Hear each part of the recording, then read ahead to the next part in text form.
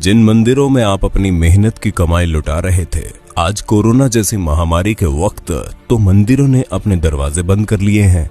मंदिरों में बैठे ब्राह्मण मंदिरों के खजाने पर कुंडली मारकर बैठे हैं। देश में इतनी बड़ी आपदा आई है, करोड़ों लोग घरों में कैद है।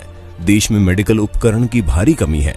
देश आर्थिक तंगी से गुजर रहा है, लेकिन देश के मंदिरों ने एक पैसा भी दान नहीं किया। इन मंदिरों में बैठे ब्राह्मणवादी अरबों खरबों के चढ़ावे पर आसन लगाए बैठे हैं। ट्विटर पर #मंदिर में दान देना बंद करो ट्रेंड चल रहा है। लोग कह रहे हैं कि जब मुसीबत के वक्त ही ना ही भगवान काम आ रहे हैं, ना ही उनके मंदिरों का चढ़ावा, तो फिर वो जा कहां रहा है। आइए आपको बताते हैं भारत के मंदिरों के पास कितना पैसा है। देश के अमीरों की बात आती है तो अक्सर अंबानी, टाटा और बिड़ला का नाम आता है। हालांकि आपको ये जानकर हैरानी होगी कि देश में कुछ मंदिर ऐसे भी हैं जिनके पास इन अरबपतियों से भी ज्यादा संपत्ति है। केरल का पद्मनाभ स्वामी मंदिर भारत के सबसे अमीर मंदिरों की सूची में आता है। यहाँ हर साल करीब 500 करोड़ रुपए का चढ़ावा आता है। 2016 में इस मंदिर की टोटल वेल्थ $22.3 बिलियन यानी कि करीब 1.47 लाख करोड़ रुपए आंकी गई। आंध्र प्रदेश के तिरुपति बालाजी मंदिर की टोटल वेल्थ 52,000 करोड़ रुपए है। मंदिर हर साल करीब 600 करोड़ रुपए की कमाई करता है। शिरडी साईं बाबा का टेम्पल देश के सबसे फेमस मंदिरों में से एक है। साल 2018-19 में लोगों ने यहाँ 679 करोड़ रुपए दान कर दिए। शिरडी मंदिर की कुल संपत्ति 2200 करोड़ से ज्यादा है। जम्मू के वैष्णो देवी मंदिर में सालाना 500 करोड़ से ज्यादा डोनेशन आता है। मंदिर के पास 1200 किलो से ज्यादा तो सोना ही है। वहीं मुंबई के सिद्धिविनायक मंदिर की सालाना कमाई 125 करोड़ से ज्यादा है। भारत में कुल 6,38,000 गांव है, 5,000 कस्बे और 400 बड़े शहर है। अमूमन हर गांव में मंदिर होता है। शहरों में तो देवी देवताओं के अलग अलग मंदिर होते हैं। इस हिसाब से भारत में 6 लाख से ज्यादा मंदिर है। सोचिए इस देश की कितनी बड़ी संपत्ति पर सिर्फ और सिर्फ ब्राह्मणों का कब्जा है। पुरी के जगन्नाथ मंदिर, वाराणसी के काशी विश्वनाथ मंदिर, गुजरात के सोमनाथ मंदिर और मदुरई के मीनाक्षी मंदिर जैसे धार्मिक स्थलों पर खजाने भरे पड़े हैं, लेकिन मंदिरों में बैठे पंडित देश की भलाई के लिए एक पैसा तक दान नहीं करते। भगवान के नाम पर आपकी जेब खाली की जाती है और फिर ये लोग उसे हजम कर जाते हैं। जरा सोचिए अगर ये मंदिर अपनी संपत्ति दान कर दे तो एक दिन में भारत की गरीबी दूर हो जाए, लेकिन ये ऐसा नहीं करते। धर्म के नाम पर लोगों को मूर्ख बनाकर ब्राह्मणवादी मौज काट रहे हैं। इसलिए अगली बार जब आप अपने बटुए से कोई नोट निकालें तो सोचिएगा जरूर कि आपके खून पसीने की कमाई पर कौन ऐश कर रहा है। मंदिर में या मस्जिद में सीमेंट की बोरी देने से पहले पड़ोस में देख लीजिए, अगर कोई गरीब हो तो आटे की बोरी पहले दीजिए।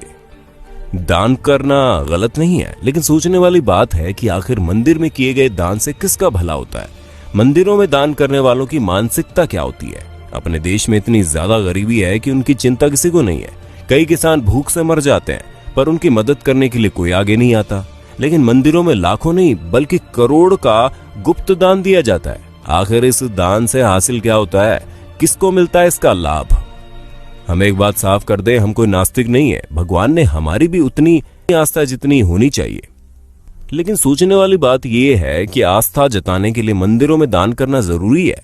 अगर नहीं तो फिर जो लोग मंदिरों में बेतहाशा दान करते हैं उनके पीछे की मानसिकता क्या है। क्या उनको भगवान से किसी बात का डर रहता है? क्या ऐसे लोगों को जो कि काले धंधे करते हैं उनके मन में बात रहती है कि वो भगवान के मंदिर में कुछ दान करके अपने पाप से बच जाएंगे? हमें तो लगता है ऐसी ही किसी मानसिकता के वशीभूत होकर ये लोग लाखों रुपए दान करते हैं। लेकिन इनके दान से किसका भला होता है? हमारे देश के बड़े बड़े मंदिरों की हालत क्या है, किसी से छुपी नहीं है। लाखों दान करने वालों के साथ वीआईपी और वीवीआईपी के लिए तो इन मंदिरों के द्वार मिनटों में खुल जाते हैं। इनको भगवान के दर्शन भी इनके मन मुताबिक समय पर हो जाते हैं। लेकिन आम आदमी को घंटों लाइन में लगे रहने के बाद भी कई बार भगवान के दर्शन नहीं होते। कभी कभी लगता है कि भगवान भी अमीरों के हो गए हैं, खासकर बड़े मंदिरों में विराजने वाले भगवान। शिरडी के साईं बाबा के दरबार के बारे में कहा जाता है कि वहां पर सभी को समान रूप से देखा जाता है। लेकिन हमारे एक मित्र ने बताया कि जब वो शिरडी गए थे तो वीआईपी पास से गए थे और उनको दर्शन करने में कम समय लगा।